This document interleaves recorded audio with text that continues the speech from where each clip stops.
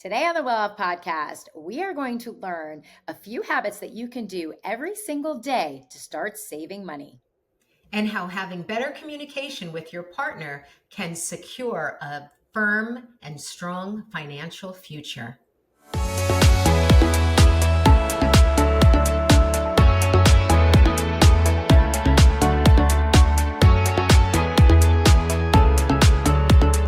Yeah, happy Women's History Month. Gina, it's one of my favorites. It's like better than Christmas.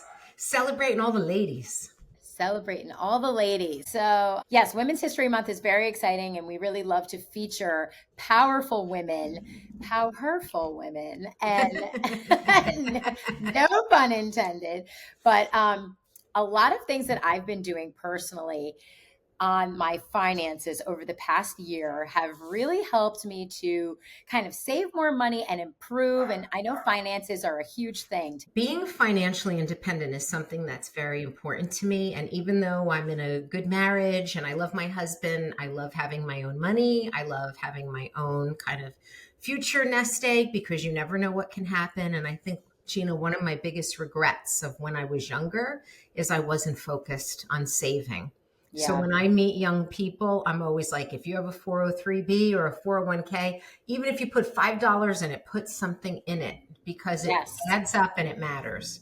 I know. And lately, the past few years, I've been single and nobody holds me accountable for my spending. And so that's kind of when I enlisted with this person in like a coaching finance kind of capacity, because I was just spending on whatever I wanted and doing whatever I wanted. So it is so important to A, have your own purse, and B, spend it wisely. So that leads us to our guest today, which I'm super, super excited. I'm so excited too, because I've heard you speak so much about this amazing woman. So listeners, especially all the ladies, you are in for a treat. Today on the Welloff Podcast, we have Nicholle Overkamp. She is the CEO and founder of Wilcox Financial Group and PowHERhouse Money and Coaching. We love that. She is also a personal finance expert, an author, and a podcaster. Welcome, Nicholle. Well, thank you guys. I am so excited to be here and have this chat, especially this month. I know. It's the best. It's a gift. It's a gift to all the ladies out there, all the women who want to learn how to be empowered in the pocketbook. We're going to be saying this all episode. I love it. So I know who you are and what you do, and Tara has learned as well, but please tell our listeners a little bit about yourself. Sure. So I have been in the finance world for over 15 years now, which I can't believe I'm saying this out loud. It's almost an out-of-body experience, but I founded my company back in 2012 because I was so sick and tired of the traditional narrative of what the finance industry at that time had to offer women, which was not a whole lot.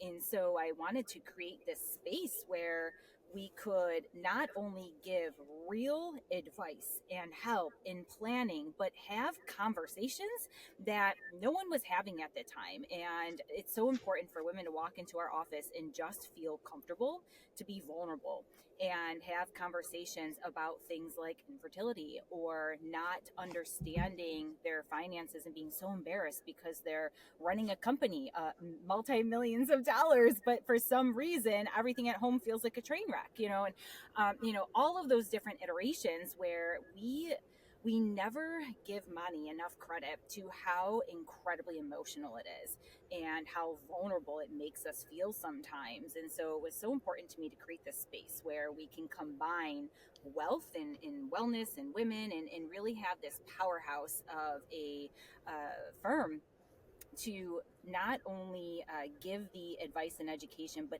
everything women need and the tools to build wealth. And we really started to create this money bitch movement, if you will, which I love the name, by the way. I love the name.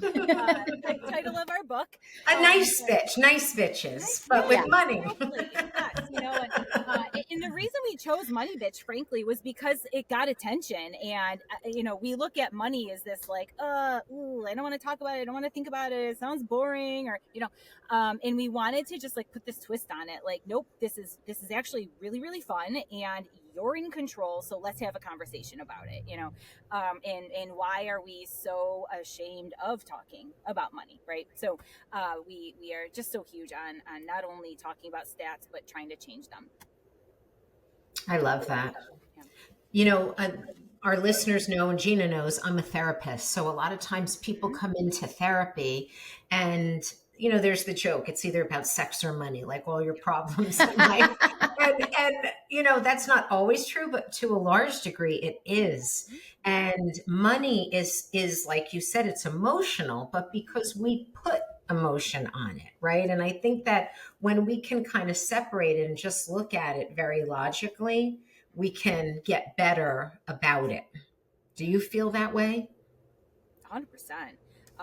We need to disconnect these attachments that we have, and even the beliefs. A lot of the time it's we have this past trauma that maybe we haven't reconciled. And Tara, I'm sure you deal with this all the time. Yes. But we don't always have this self-awareness around how that is causing us to make certain choices around money. And then we allow other people's opinions to tell us what's right or wrong about money and what we should do with it. And that's not cool either, And so it's really the ability to say, wait a minute, like, let's take a step back and just ask ourselves the question, what do I want? How do I want to feel? And am I putting my money where my goals are? Yes or no? Period. We demonize debt, we demonize spending, and the reality is it's all relative. Spending isn't good or bad. We just have to make sure it's aligned, because what works for me might not work for you, and that's okay. Right. Mm-hmm. Yeah. And one of the things that I've learned from doing your coaching program, personally, you're kind of like my finance therapist, because I get money anxiety. And so, as you know, I'm not the best at answering emails. I literally am like, I just, I'll go there when I go there. And, I have to schedule these calls with you so that, we can actually go over it. And then, then I'll follow up with you again in another 2 months. But, it's just what we're spending. It's sometimes, there's people that just don't want to look at it, or just let me know. And then all of a sudden their account's overdrawn and they're like, how did I do that? So talk to us about how we can start to ease money anxiety and manage our spending.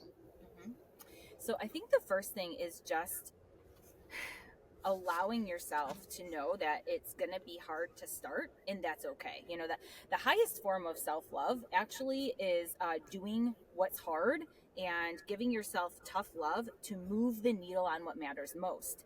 And often we ignore finances because it feels overwhelming or we don't know where to begin.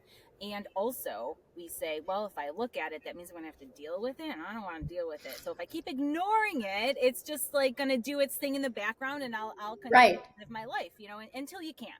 And so the first thing to do is literally just start by looking at everything that's going on. Understand everything that you own, everything that you owe, know your income, for God's sake. There's so many of us who don't even know what we're really making, right? And there's no shame in that, but start to pay attention, because you're worth that effort.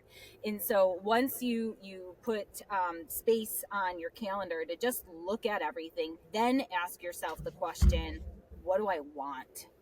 What do I want, and who am I becoming, and how can I start aligning my finances with that?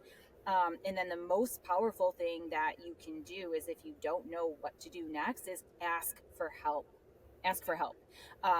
It is an absolute superpower. And I used to hold this belief even, back when I was getting started, that if I asked for help, people would think I'm incompetent, or I would be so embarrassed. How could I not know the answers to everything? Which is the most ridiculous belief ever. Yeah. And so it's we have these experts and professionals, whether it's your therapist, a business coach, an accountant, whatever. Ask for help. That's why we're here. So we can help you get to where you need to be. And by the way, it helps you pay for the shortcuts, so it's less painful. The biggest thing that I regret, even personally in my business, is delaying hiring a business coach. It stunted my growth so much, because I had such an ego and I had no confidence in myself. And the second I ripped off the Band-Aid, I 10x'd everything, because I recognized that to grow in anything, we often need to surround ourselves with the right people, the right support system, and that ecosystem is everything, right? That Mhm. circle. How did you get involved in this field and get so good at it? Yeah. Oh, I'm obsessed. That's how. You know, I got involved in this field by accident, so it's not like a brilliant story, but I was poor. So, I put myself through school, and while I was putting myself through college, I was working full time as an administrative assistant for a financial advisor. And Mm. I thought I wanted to go to law school and get my MSW JD dual degree and become a family attorney or someone that works in the family court system, because I wanted to help women and kids like me. I grew up a single mom, didn't have a lot of money, lots of drama, trauma, you name it. And right. And so I was like, man, like I want to really make a difference and help people and show moms that like they can do this solo without having to rely on guys. And it just came to happen that I couldn't afford to do that. I got accepted into the program. The advisor I was working for the time said, Nicholle, like, what's your plan to, how are you going to pay for these loans? Because starting salaries aren't going to allow you to like feed yourself and pay for these loans and Yeah. Mhm. keep a roof over your head. And I was like, well, what do you mean? I knew nothing about nothing. And so long story short, he said, well, what do you want to do? I said, I want to help people. I want to make a difference. And he's like, well, be a financial advisor. And I said, okay, I'll do that. You know, that it was as dumb as it may sound, like that was the literal conversation. And so I ended up getting my MBA actually online, because at the time I did all of this, you were like, it didn't have to have a reason. You were just told what to do, right? Like all of my peers were getting their masters. I had to get my master's too, where I was like a nobody. So I got that at night and I got licensed and being a financial advisor. And that's how I started, 21 years old, like right out of the gate. And I just fell in love with the idea of being able to change someone's life by giving them advice and guidance. And so that's how it started, and it evolved over time. The more I learned about the industry, the more I hated where I was working actually. And that's what what forced me to start my own place. But the more I also fell in love with the opportunity, fell in love with the ideas, and anyone who does know me, I am literally obsessed with it. Like it's, I live, eat, and breathe this stuff, because the conversations I have, they're so fun. You know, now I have the privilege of working with people I truly love and care about, but it is something for me that it's like, shit, like we're not only, I hope I can swear on your podcast. It's fine. Okay. We're the words of passion, Yeah. we're not just able to make a difference in individuals' lives, but that snowballs, right? So when we empower other women and we show them the way, it gives them permission to encourage others to do the same, right? It's like this big ripple effect. And if we're helping someone with their wealth and their confidence, it means they're also negotiating for better salaries. It means that they're leading their employees to advocate for themselves. It means that they are now educated to educate others, to educate their daughters. And so for me, that's what is so significant in the bigger picture. Wow. There is so much richness in everything that you shared, pun intended, because I think a lot of our listeners love stories like yours, right? Like it doesn't always have to be a huge story. It could just be like you were in the right place at the right time and somebody was guiding you into it and you fell in love with the work that you're doing. So that's important. But the piece about empowering other women, and I too, like you, have a lot of money trauma. I grew up with less than and then some, and was always told we can't afford it, we can't afford it, we can't afford it. And it creates a scarcity and a poverty mindset that I have had to work decades to overcome, and change my whole position on money and to not be like that. But I think before that happened, as soon as I had money, I'd want to spend it, Yes. because it was almost like that meant wealth. I Yeah. have it. Now I can. Now I'm like, yeah, I don't need that. Or I don't need to buy that. I don't need another pair of shoes. Well, maybe not the shoes, but I was going to say, girl. Wait, wait. No, but when, yeah. But I do have limits now. I do. Like, I'm like, I don't have to buy it just because I can afford it. Right. Yeah. And I now am as excited when I buy stock as I am when I buy shoes. And I'm as excited when I take a piece of my paycheck and save it as I am when I buy something. But now I prioritize the savings over the spending. Yeah. One of the things that Nicholle said to me that has stuck with me is when we were starting our plan and trying to get my spending under control.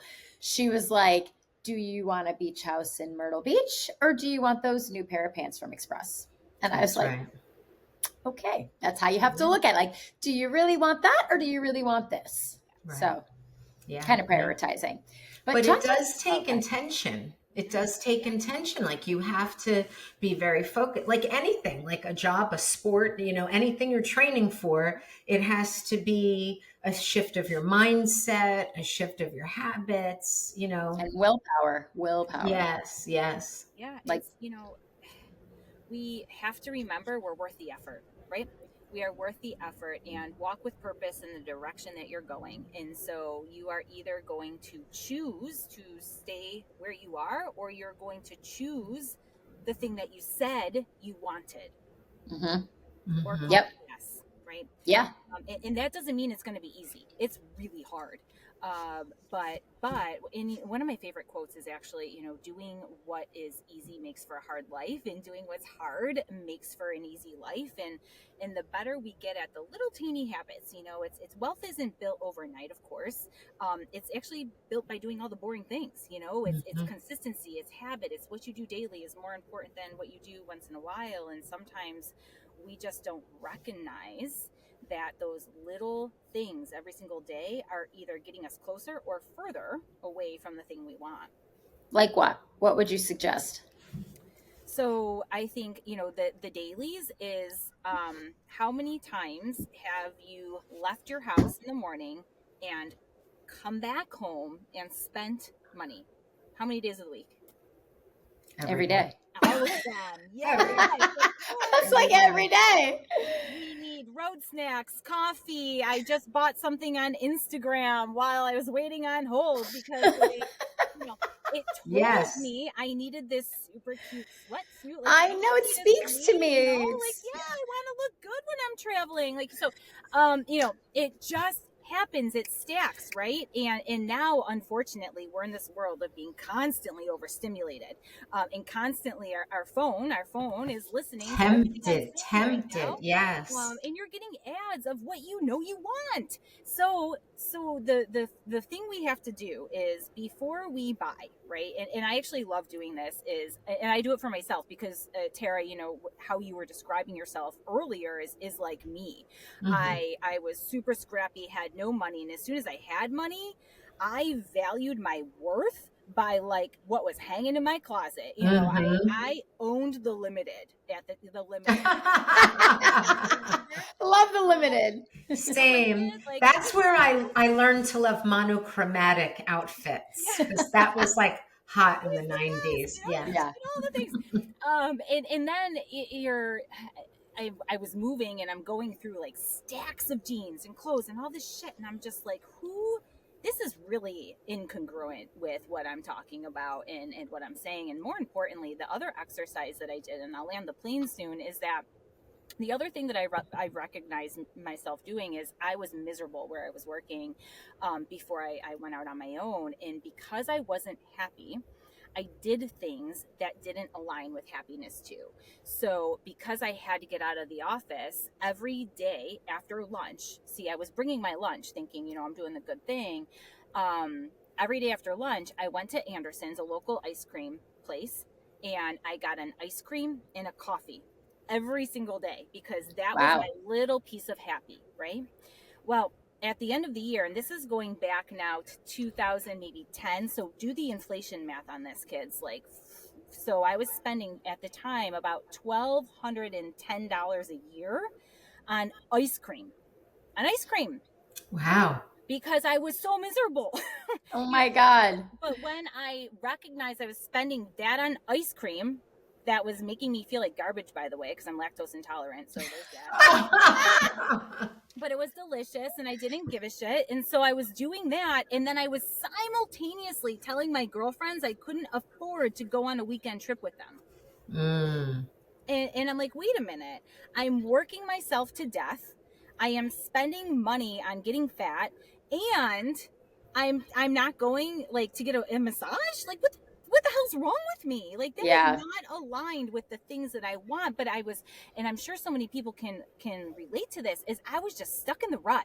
I was stuck in this cycle of doing the same thing every day because I didn't know how to get out of it, and I didn't know anything different until I had that moment of like, oh my God, what am I doing? And of course it happened through a series of conversations, self-realization, a lot of work. And I started listening to like all these self-help books and, you name it. And so it just, that was the first thing. Usually we need a catalyst to recognize like, wait a minute. And then I started really paying attention because I am a spender. I'm a spender, and self-awareness is a superpower. And because I know I'm a spender, I am also that person who gets anxious if I'm bored, right? I'm busy all the time. And so if I have free time, my version of productivity is usually involving spending money. Like I run fake errands, or I have to get a thing for the thing.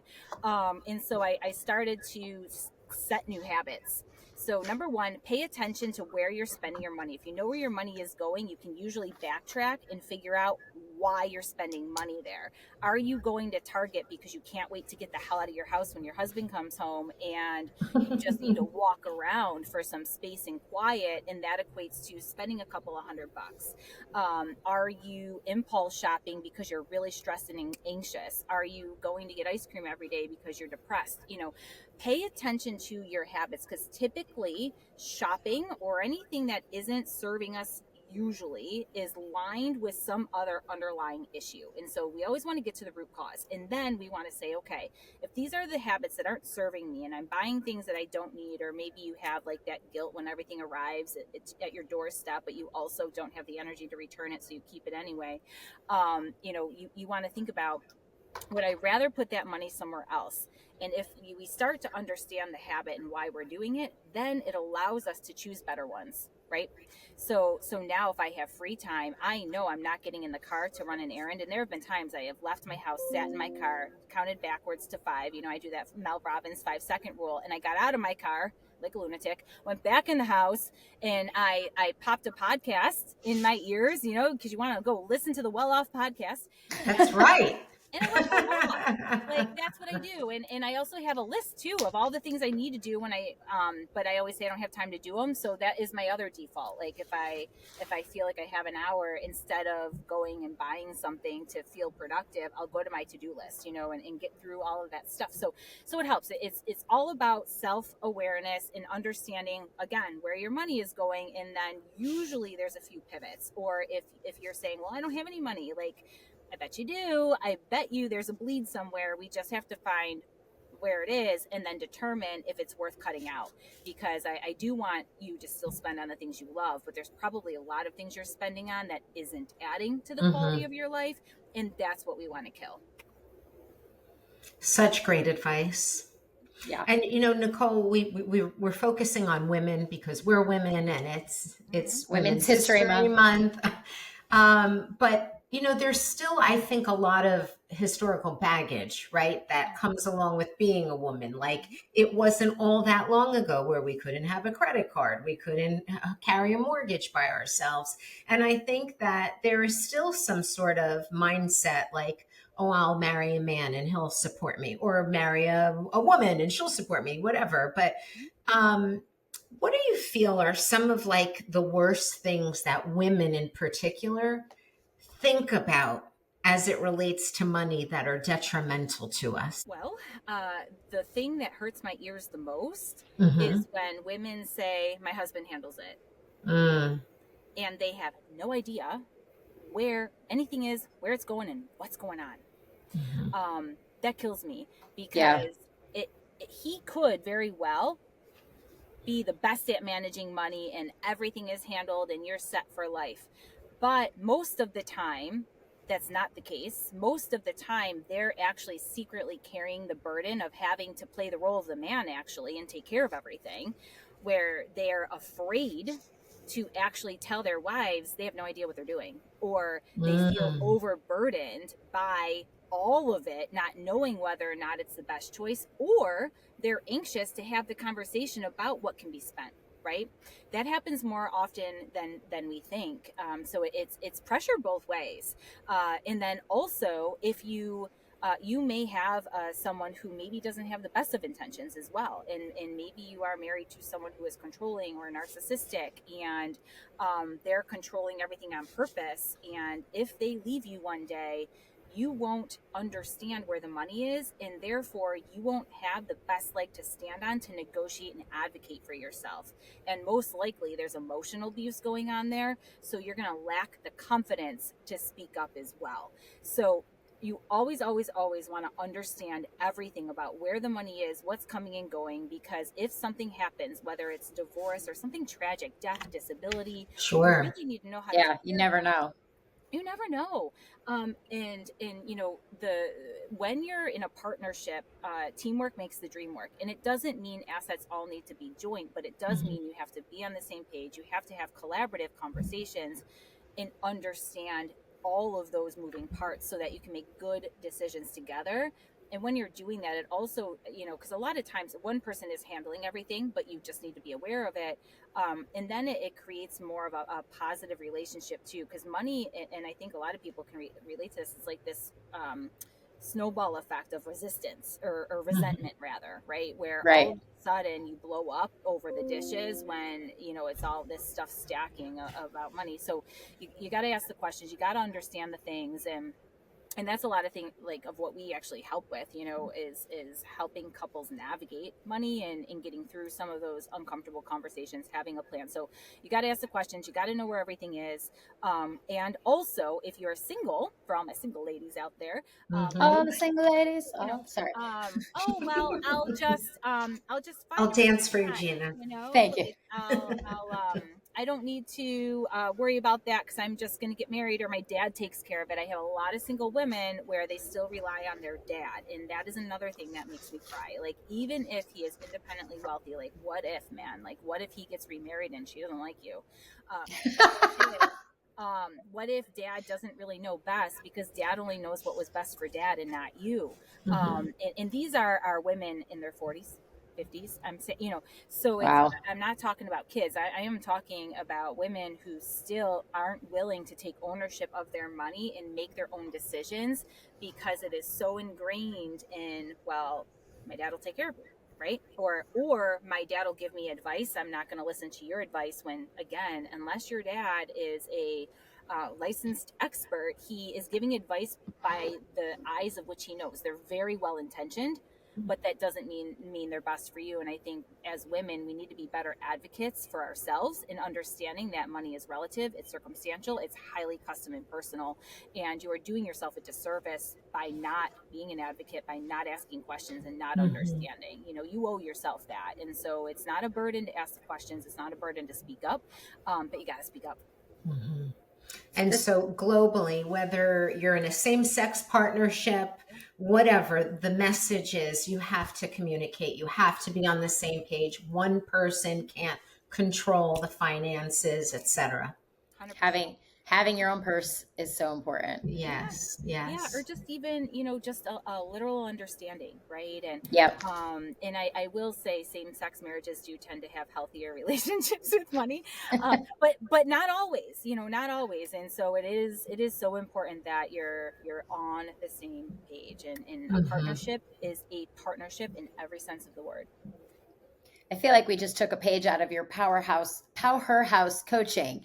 And that was my next question to just, you know, so what exactly do you do with this coaching versus your financial practice? Yeah. So the financial planning, you know, that is, we do asset management, investments, insurance. I do quite a lot of like fractional CFO work for businesses. A lot of our clients are entrepreneurs. And then we do the financial planning that we do is think of it as the reverse engineering of how to get what you want. And everything your money touches, we educate you on, we talk about, we put together this comprehensive plan so you know exactly how to get what you want and where all the money is going and the impact. So the taxes, the spending, the retirement, what you want to do for your kids, so on and so forth. Where the money coaching comes in, if for clients who need additional support, is that we then integrate that into the financial planning process and make sure that we are not just giving you a plan that you cannot stick to long term. I will never take someone's money if I can't get you that result, right? And I've been doing this for so long, and I've seen what's out there. I see what happens, and often if you're not talking about the emotional side of money and having that additional accountability and understanding and working on why you keep feeling these cycles of things or certain emotions around money, you're never going to heal. And you can have millions of dollars and still be terrified to spend them because you're so afraid of being poor. It's almost like this post-traumatic broke syndrome where, I'm going to steal that. Yeah. Where oftentimes I have to give clients permission to spend, right? Permission to spend. Go feel good about it. And it's okay. Let's convert that relationship in and have gratitude for it, but also know that you spending this isn't going to mean you're simultaneously going to be homeless, right? And so it's so different for everybody. And so that coaching really is almost like a hug around the planning process to make sure that there's a deep understanding of everything that is going on. And then more importantly, the habits, the behavior, the mindset to build these consistent habits in a healthy way, right? So that long term you're building something that sticks, you understand it, and you're healing in the process all the time. You're building long-term wealth. So Nicholle, I'm curious because I have 4 adult children, and a lot of times they feel like they can't focus on savings because they're not at the salary they want to be. So for that age group or anyone listening that feels like they're living paycheck to paycheck or there's not extra, what do you tell them? Like, how can they start to save in small ways? What I always say to young people is that the habit is more important than the amount. So it's getting in the habit, because if you start it now, it can only get better. But if you avoid it and make an excuse, it's never going to happen, because the reality is the more you earn, the more you'll spend. So I encourage young people to look at everything that's going on. And most of the time they're spending money on things that they can totally do without. Let's be real. So even if it's $20 a month, or, looking at a couple of things that they can cut out, $50, whatever it is, they probably have so many transactions that add up to $100 a month easy, and the idea is to just start saving that, get into the cycle of it. And then when they make a little bit more, save a little bit more, and just start the habit of saving money. There's so much power in that, and the compounding growth and interest over time is fascinating. It'll blow their mind, and one day you'll look back and you'll be so proud of what you've been able to do with so little sometimes. That's really good advice. It is. I remember the first time I sat down with my financial advisor and I felt embarrassed because I didn't have enough saved and I spent too much, or I had too much on my credit card at the time. And there was no shame. He was wonderful. And I remember committing to saving a small amount a month, and it felt like, how am I going to do this? It felt like I was going to live even more paycheck to paycheck rather because of it. But it's true, eventually it became a habit, and then it's like it didn't feel like much at all. And then I was like, all right, I'm gonna make it bigger. And that felt scary. But it's true. If you make that your norm, you can do it. You really can. Yes. So, Nicholle, we have a question to ask you. Oh, this is going to be good. Yes. So we ask all our guests, Okay. what does well-off mean to you? And coming from a financial standpoint, I can't wait to hear this answer. You know what? For me, it means the ability to make choices and do what I want without an extreme amount of stress. That's not what I thought you were going to say. But I know. I love that answer. I mean, we honestly say it as a play on words, and no one ever really says, "Oh, it means I'm going to be rich," or whatever. That's never the answer. So I love that you didn't make it about money. It's never about the money, but it's always about the money. Yes. True. Yes. I know. What do they say? It's like in Sex and the City. She says we're either looking for money, a boyfriend, or a job, or apartment, or something like that. It's like money's always a part. And you were saying with your practice too, Tara, money's always a part of the conversation. It really is in some form. So, Nicholle, you work nationally, internationally with your coaching clients. That's right. How can they find you?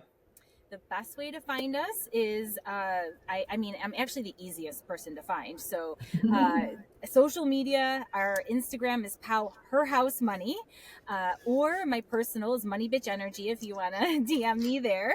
And then our website is a great place, wilcoxfinancialgroup.com. We have all of the information. You can schedule an initial discovery session, check us out. But I would love to connect with anyone listening. Look us up, send me a message, and the best gift that you can give yourself is literally just putting one foot in front of the other and getting a little bit closer to where you want to be. And you have a podcast called PowHERhouse Podcast, right? That's right. Yes, for founders and leaders. So PowHERhouse, and you'll find that. And we've got a ton of really awesome interviews with founders. I have a lot of solo episodes where I just give quickie tips, advice, in terms of talking about the hard part, about the journey. Awesome. And Great. one last thing, you're going to offer our listeners a little program. Tell us about this program. Yes. So we have a course for you guys, and we are giving it at a huge discount for your listeners. And so it is the Anti-Budget Playbook. So it is a course on how to put a plan together for your money to spend without the guilt, but also learn how to save to make your future self proud. So it is going to give you all of the tools, everything that you need to create an effective spend plan so that you can actually gain traction, get ahead, and eliminate all the overwhelm. Awesome. And we will put this on our website, the link for this and all the information on the episode so that you guys can take advantage of it. Is there a code that they need to it, or it'll just be the link? It'll just be the link. I'll give that to you guys, and we're going to make Perfect. it easy peasy. Mm-hmm. So exciting. Thank you, Nicholle. It was so good to meet you and to learn from you. And I know our listeners will benefit from it. Yes. Thank you so much.